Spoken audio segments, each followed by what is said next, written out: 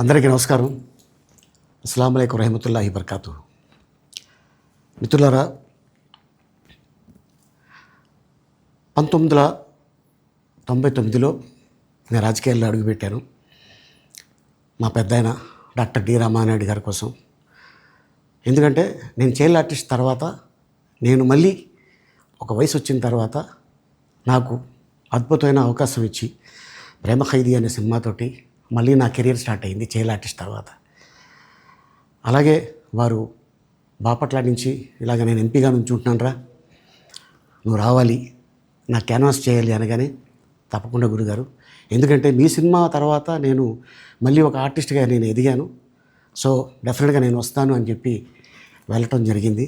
అప్పుడు టీడీపీ హయాంలో దాదాపు ఒకే పార్టీలో 20 సంవత్సరాలు నేను ఉన్నాను.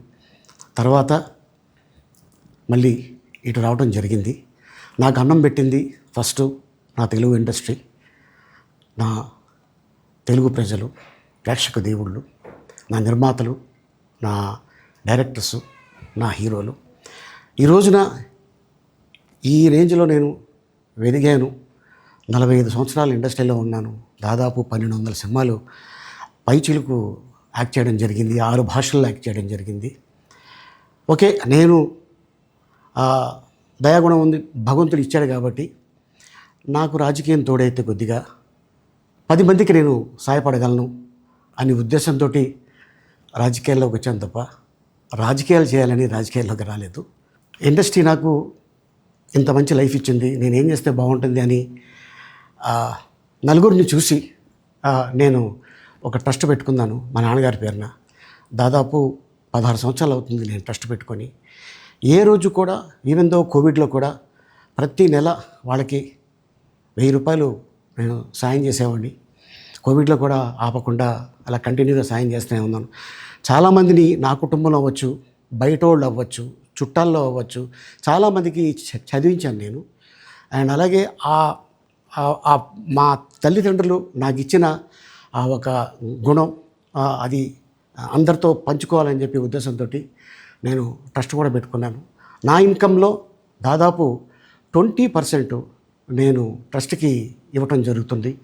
గతంలో కూడా చెప్పా, ఫారిన్ కంట్రీస్లో ఏదైనా ఈవెంట్స్ చేస్తే దాంట్లో నుంచి 60% ట్రస్ట్కి వెళ్ళి 40% నేను తీసుకునేవాడిని. సో ఇట్లాగా చాలా సేవలు చేసి ఉన్నాను కాబట్టి ఈ మాట కూడా నేను మీకు చెప్పుకుంటున్నాను. అండ్ అలాగే నేను వ్యక్తిగతంగా ఎవరి మీద ఏ పార్టీలో ఉన్నా కూడా నేను నా పార్టీ గురించి నేను పొగుడుతాను, అక్కడ ఉన్న వ్యక్తి ఎమ్మెల్యే క్యాండిడేట్ గురించి నేను పొగుడుతాను, నా నాయకుడిని నేను పొగుడుతాను తప్ప ఎప్పుడు ఎవరిని కూడా ఒక మాట అంటాం కానీ వాళ్ళ లైఫ్ గురించి కానీ వాళ్ళ పర్సనల్ లైఫ్ గురించి కానీ ఎప్పుడు కూడా ఏ వేదిక మీద కూడా మీరు వెతికినా కూడా దొరకదు.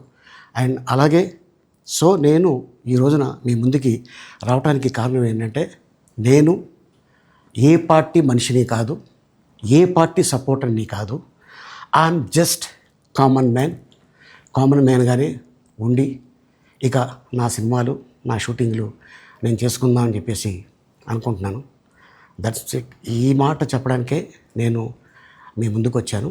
సో నేను ప్రతి 5 సంవత్సరాలకు ఒకసారి ఎలక్షన్లో మీరు వెళ్ళి ఎలా ఓటేస్తారో నేను కూడా ఒక కామన్ మ్యాన్గా వెళ్ళి ఓటేసేస్తాను. సో రాజకీయాలకి స్వస్తి, గుడ్ బై, థ్యాంక్ యూ.